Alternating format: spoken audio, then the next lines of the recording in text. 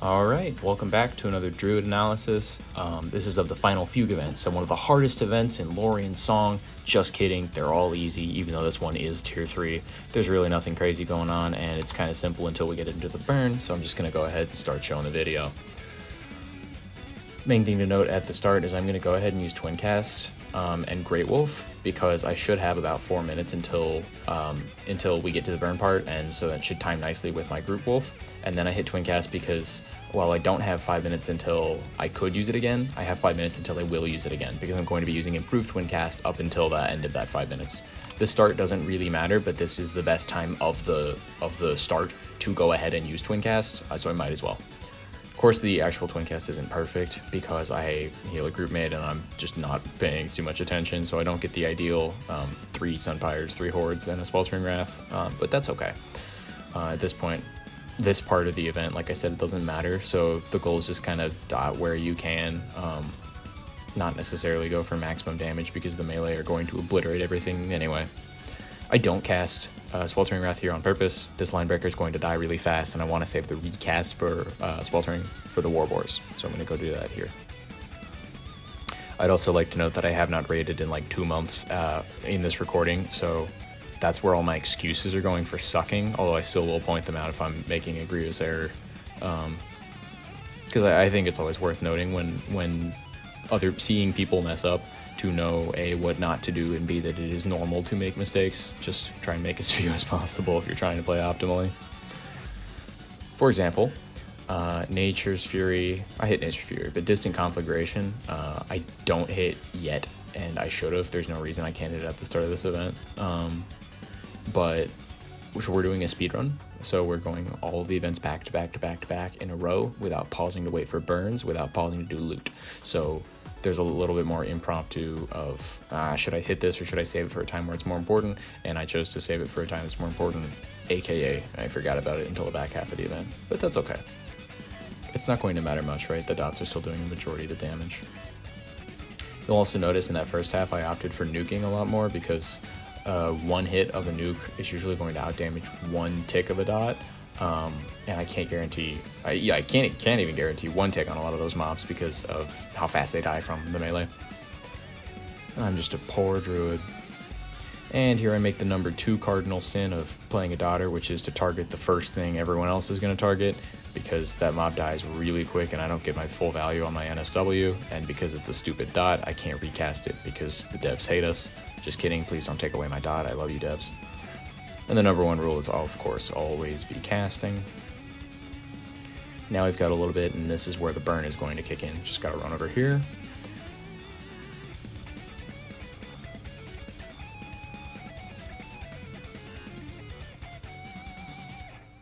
I'm going to go ahead and click off Great Wolf. What I should have done is I should have timed that a little bit better at the start so that it was ticking off like right as I was about to roll into Group Wolf for the chain, but it's okay. I'm going to go ahead and hit this configuration, go ahead and hit Group Wolf. My group's here, we're ready to burn. I go ahead and pre-hit Improved Twin Cast because the timing of Twin Cast doesn't matter. I'll burn the charges anyway. I wait to hit the big burns until my stuff is actually rolling and I'm actually dealing damage, right? Alright, so the event burn starts, Group Wolf, Boiling Wrath, Glyph, Rejuve, pick a different mob, Boiling Wrath, ask my group for CH, I suck at typing, fail miserably, start ticking in dots, and then in global cooldown hit the other of my burns, which is Vortex and Fury. I get Chromatic Haze there, and they both go away in 1 hit. I hit on Firethorn and Darga, I think the 2 that I hit on. And it really doesn't matter which mobs I'm dotting here because we've distributed Season's Wrath out pretty evenly, and they're all gonna live a little bit.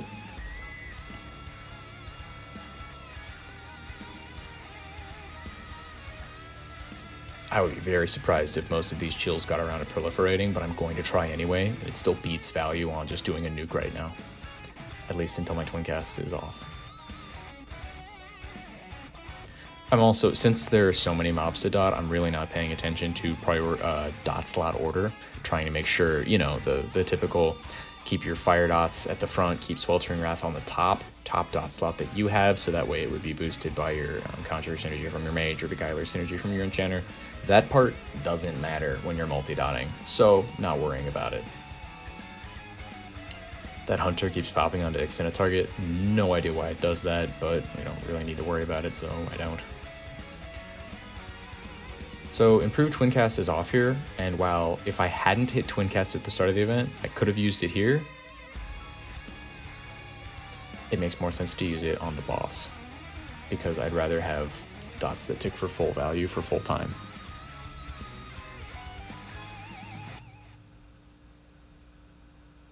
I go ahead and swap in my mana bear here because I'm running a little bit low on mana. I don't really think I need this, but I haven't had to pay attention to mana in like 6 months, so when I see that I get low, I'm like, oh, hey, I should probably do something about that.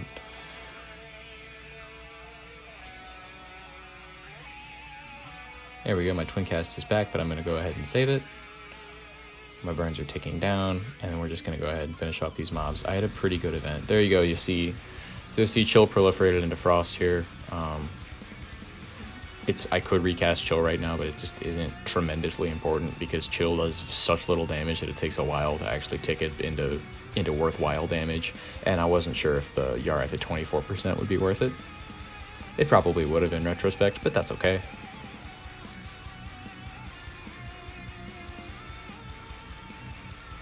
And then I make a mistake here. I intentionally don't hit Sweltering Wrath because I think I'll wait and hit it on the boss. I am very dumb here. What I'm supposed to do is wait until the mob is about to go active, hit Twincast, and launch into all of my dots. But I remembered that he takes a moment to go active.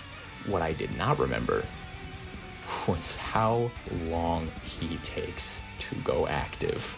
So I am just spamming Boiling Wrath, like please let me at least get Boiling Wrath off before Twincast charges. Look, 3, 2, 1.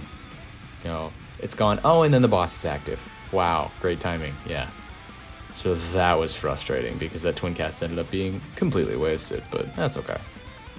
And then I'm complaining about this in my group because, let's be real, if you make a mistake and don't complain about it and then attribute it for as much parse damage as you possibly can, are you really playing a bad class?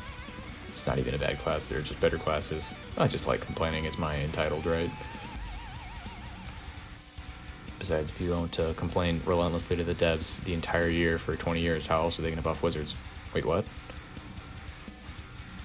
I'm unloading, I tried unloading one of my nukes, AE nukes for a stun here. It doesn't really matter. This entire rest of the event, you're going to see me half-heartedly make an attempt to be a good steward of the raid and try and use my stuns to unstun Carr.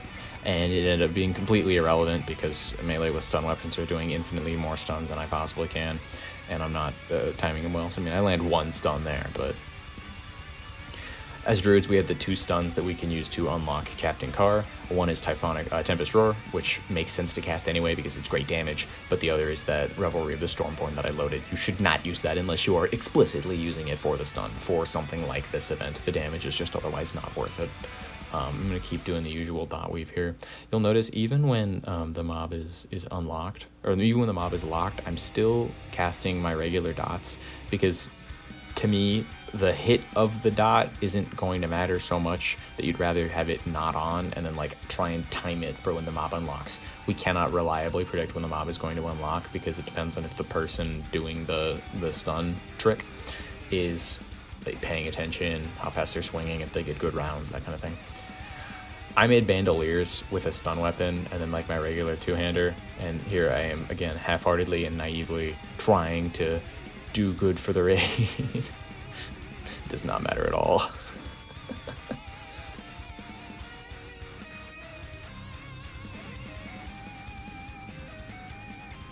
I hit intensity here because there's really nothing else to hit.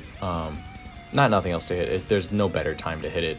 Bard Epic is gone. Bard Fierce I just left, which means I have currently no boosted dot crit rate. You can't see it on the live parser because I hit it because privacy, but right now my dots should be critting 100% of the time, which is very valuable. And it's in a dead gap. My Bard in this group is not spacing Fierce Eye and Epic, which, I mean, you can if you want it. It shouldn't really matter.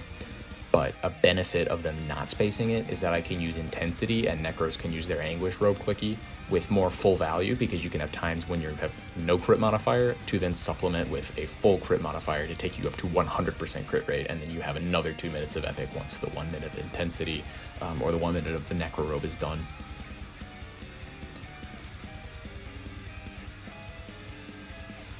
just following event mechanics as normal. This part is not crazy. The hard part of the raid is done, and the fun part of the raid is done. So this is just the kind of relax and listen to music and kill things.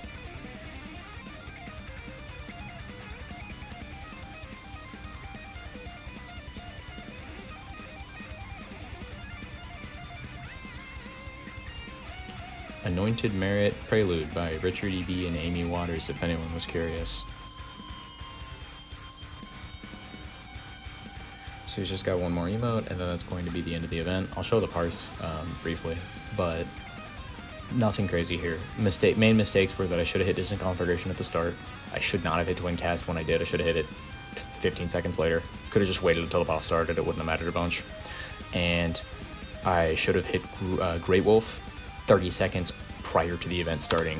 Reason being that I would have had it back later. I got it after Group Wolf ended, but I only got it maybe 20 seconds after it ended, as opposed to 0 seconds after it ended, which is ideal. I will go ahead and show the parts briefly. Dox myself probably. Okay, so this was a PB for me on this event. It's hard to do well on this event because so much of it is single target, and the first half of the event you're doing basically nothing. I'd show the combo, but I don't want to show my guildies because I'm respectful like that. You'll notice nothing crazy here. Again, an overwhelming majority is going to be in dot damage. And even when you think it's DDs, it's actually just Boiling Wrath, which I find funny. 60 mil on Boiling Wrath is nothing to laugh at, though. Lots of the AA nukes did not matter much. I hit them because they're there. You'll see, so Chill really does not have a... oh, that's the AE. Does not have a substantial impact.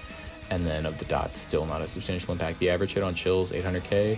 So in the event where I had 26% on Yareth and was debating hitting Chill or not, I instead chose to nuke, which was, that does 1.4 in the twin cast, so maybe does 2.8, that does 2 mil. This is doing, 1 to 2 mil. It makes more sense to cast them for 1 tick. It makes more sense to cast them probably for 2 ticks, but once you can get 3 or more ticks of Chill, it would absolutely have made sense to cast it there, and I think I did get 3 ticks, so it would have made sense to cast the dot. So that's another mistake, but it's okay. I mean, overall, this is a fine event. And the other thing I wanted to look at is I got 100 mil quote-unquote tick of Boiling Wrath because of the Force Rejuve I did. Opening the fight with Twin Cast, Boiling Wrath, Rejuve, Boiling Wrath on a different mob, and then getting Chromatic Haze means that you get the big hit. Again, functionally very similar damage to if you just played it on one mob, but it's so fun to see, and it is truly just more impressive burst damage. Nothing crazy. I mean, you're not going to see a DD.